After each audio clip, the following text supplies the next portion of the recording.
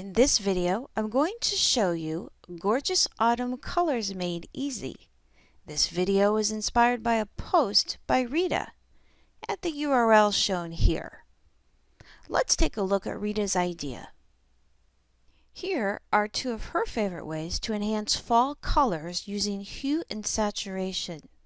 Now these are focusing on adjustment layers, which means they are very simple and very effective, and they can be either subtle or dramatic depending upon the settings that you choose. Let's take a look. We're going to first of all make sure we have our picture open.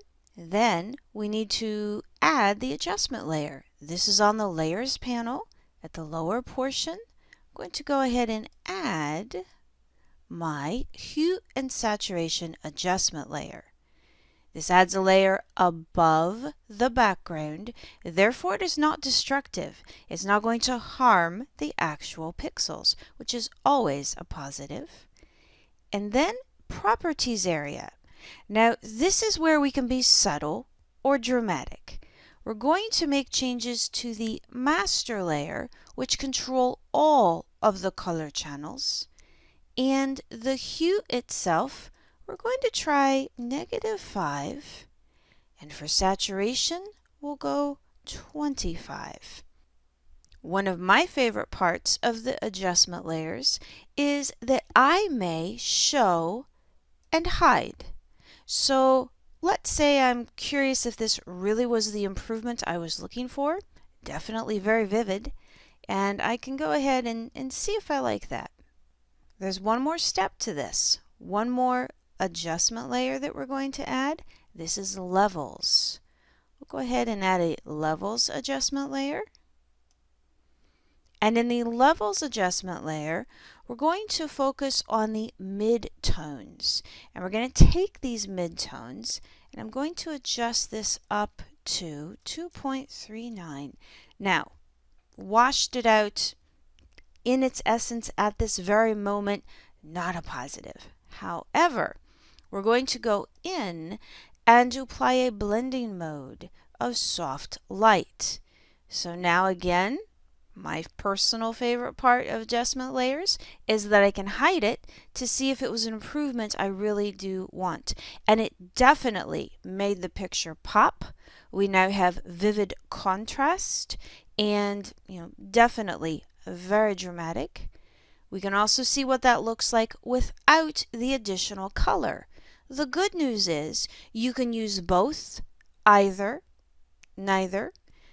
We can also take these and we can adjust how much they affect it by adjusting the opacity layer. So many options to make your adjustments either dramatic or subtle. There was one other technique that Rita was showing us, so we're going to hide these two.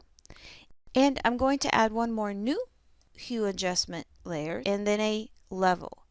So another hue adjustment. And this time I'm going to go in and focus on the red and yellow channel separately. Not just a massive change all the colors. We're just changing the reds and we're just changing the yellows. First, I'll focus on reds. And a number here that might work well for our saturation. I'm going to try 47. Right, definitely brought the reds out. Let's take a look at the yellows. The yellow value, I'll focus on about 38. There we go. Looks good. Again, if we want to give this a little bit of that pop, we can go in and either add another second adjustment level. I already have a level with the values I want, however, so I'm going to opt to just maybe drag this down and borrow that layer. So I've already have the adjustment layer there. I might as well borrow it and use it. And now I can see what it looks like with or without it. And I may also try it with either color correction technique, the one focusing on just the reds and yellows, or the one that focused on the overall color spectrum in the master copy. So wonderful techniques, Very quick, very easy.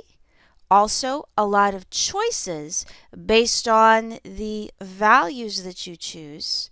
And my personal favorite part of Rita's ideas is that they are all using adjustment layers, which don't harm the original.